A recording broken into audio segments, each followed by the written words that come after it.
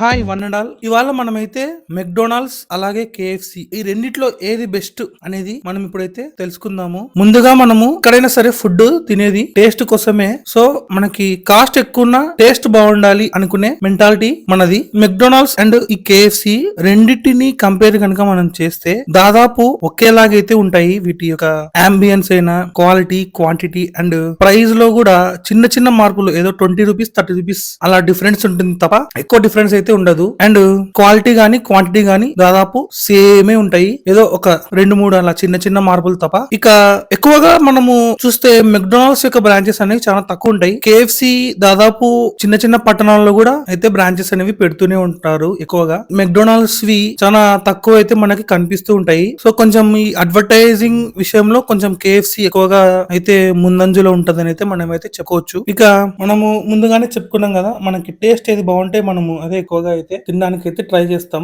నేనైతే దాదాపు అన్ని ఐటమ్స్ అయితే ఇక్కడ ఈ మెక్డొనాల్డ్స్ అండ్ కేఎఫ్సి రెండిట్లోనూ ట్రై చేశాను. నాకు ఈ సాటిస్ఫాక్షన్ అయితే ఏ దాంట్లో వచ్చింది అనేది అయితే చెప్పాలంటే నాకైతే కేఎఫ్సి కే నా ఓటు అయితే వేస్తాను. ఎందుకంటే టేస్ట్ అనేది కొంచెం చాలా బాగుంది. నాకైతే చాలా నచ్చింది మెక్డొనాల్డ్స్ తో కంపేర్ చేస్తే.